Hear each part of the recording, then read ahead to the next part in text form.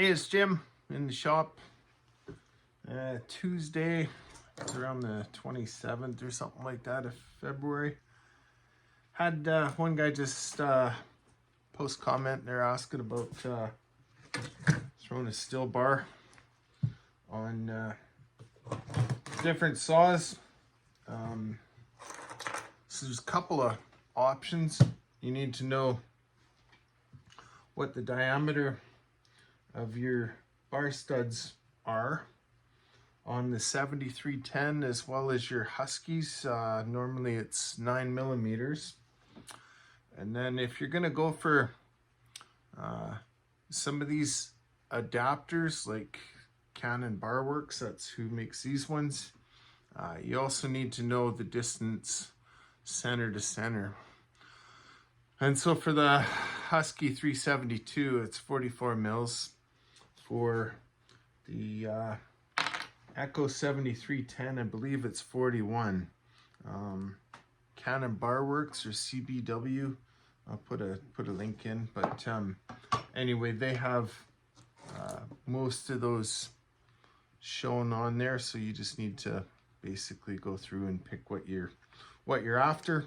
I ended up with some for the 7310s, and all I kind of hate stuff when it gets too specific or overcomplicated, so I just ended up using the Dremel and opened this up a bit so that I could use it on the 7310 or 372 or whatever. But anyways, Echo, if you're running 620 or a 590 Timberwolf, then your studs are actually, I think they're 8 millimeter, and I can't remember what their spacing is. But one of the things that I started to do before I bothered buying the actual adapter plates was I just had a hunk of aluminum tubing kicking around.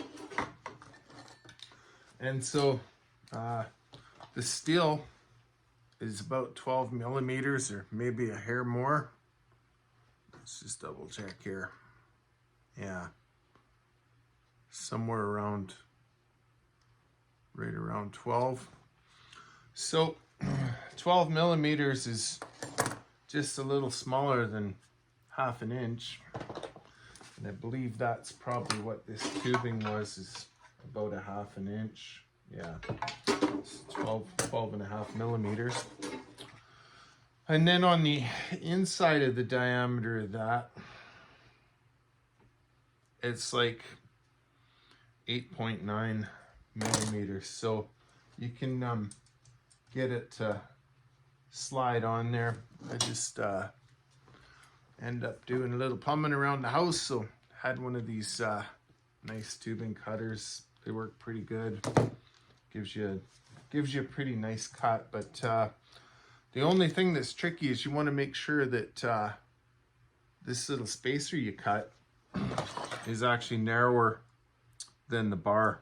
If it's wider, then what happens is as your clutch cover tightens up, it'll tighten up on that spacer, but the spacer will be sticking out either side of your bar, and then you won't be able to hold tension on your bar. It'll just slack off. So it's important to make sure that this is narrower than the actual width of the bar is, and then you can use it.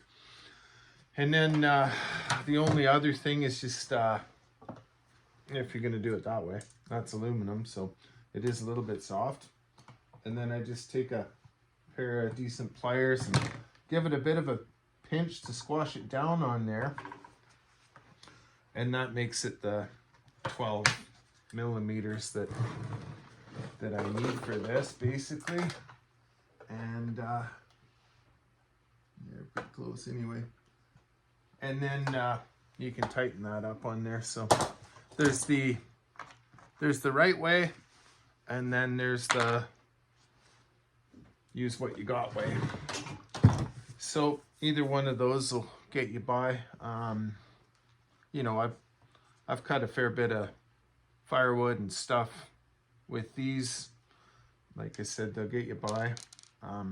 What I've kind of started doing is pretty much all the bars I buy now, I go with the Stihl tail mount on them, because that gives me the versatility for testing different bars or chain lengths on a lot of the saws that I'm working on here. And so instead of having to have a Husky bar and yada yada yada, I can just get whatever bar I want,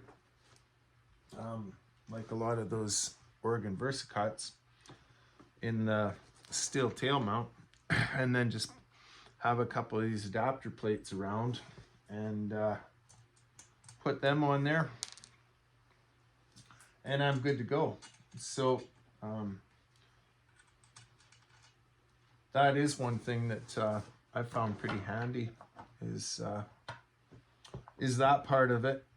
You just need the one tail mount. You can do an adapter whichever way you want to, and then you're good. You can run that one bar on whichever saw you want.